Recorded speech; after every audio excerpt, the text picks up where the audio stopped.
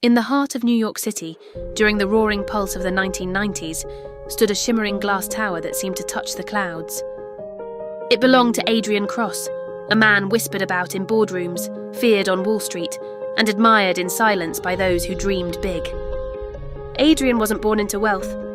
In fact, he grew up in a cramped apartment in Brooklyn, where the sound of sirens was more common than silence. But he had something rare, an obsession with the future. While other kids played outside, Adrian dismantled radios, studied computer circuits, and read books about finance like they were bedtime stories. By 1992, at just 32 years old, Adrian had become one of the youngest billionaires in America. His company, Crosstech, had revolutionized software systems for banks and stock exchanges. While others saw computers as tools, Adrian saw them as power. But money wasn't what drove him anymore. Every morning, Adrian stood by the floor-to-ceiling window of his Manhattan office, looking down at the chaos of the city. Yellow taxis rushed like blood through veins, people hurried with purpose, and somewhere in that crowd, he saw his younger self, hungry, desperate, unstoppable.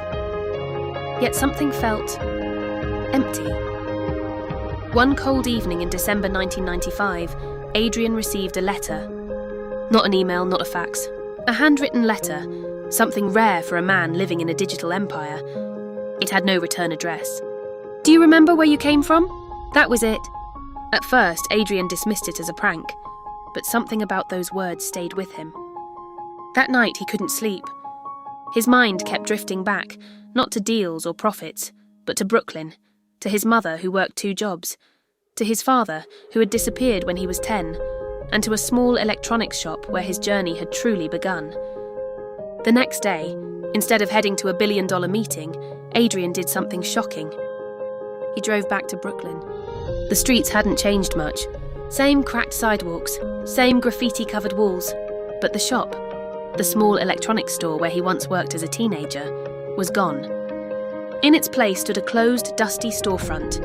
Adrian stepped out of his car, his expensive suit completely out of place in the neighborhood.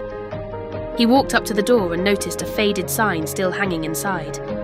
Owned by Mr. Levin. Mr. Levin, the man who had given Adrian his first job. The man who had once told him, "You don't just fix machines, kid. You understand them. That's your gift." Adrian felt a sudden weight in his chest. He asked around and found out Mr. Levin was still alive, but barely.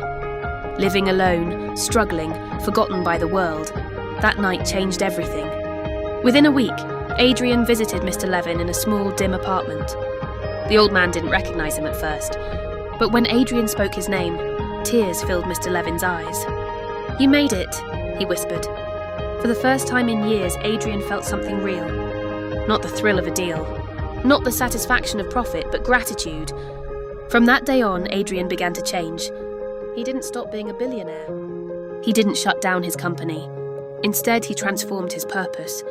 He created scholarships for underprivileged kids in Brooklyn. He reopened the electronics shop, not as a business, but as a learning centre. He invested in community programs quietly, without media attention. And most importantly, he never forgot where he came from again. By 1999, Adrian Cross was not just known as a billionaire, but as a man who had rediscovered his soul in a city that often takes it away.